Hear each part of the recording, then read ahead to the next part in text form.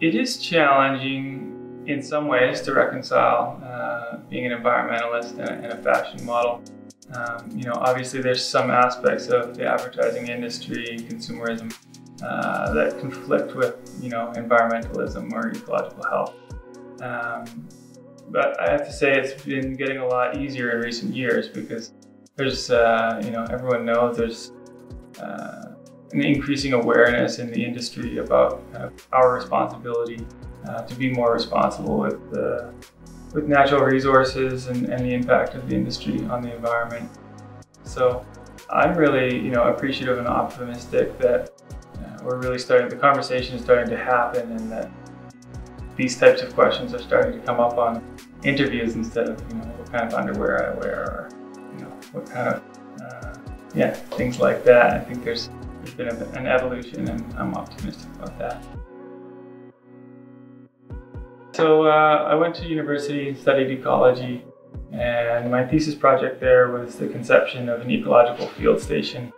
And after graduating, I got together with a small team and basically brought that into reality. So the Cedar Coast Field Station was founded in 2017, and the vision of the society is to preserve ecological health through place-based research and education that celebrates the cultural and biological diversity of Clayoquot Sound.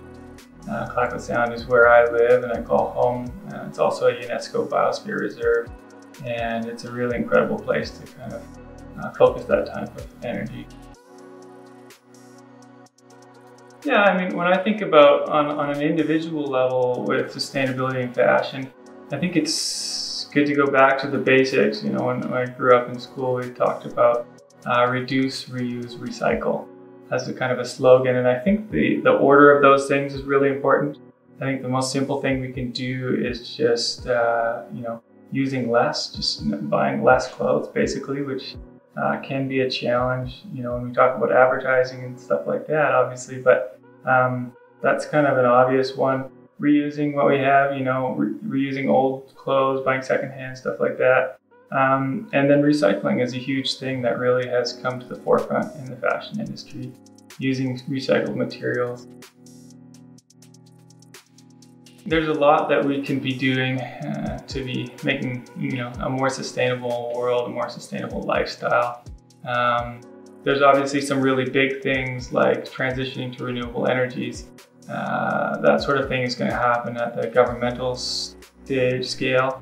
And so voting and speaking out that way is really a big deal. And then on an individual scale, I think just simplifying things, slowing down a little bit, looking at the way things were done maybe 50 or 100 years ago. Yeah, it doesn't have to be super complicated.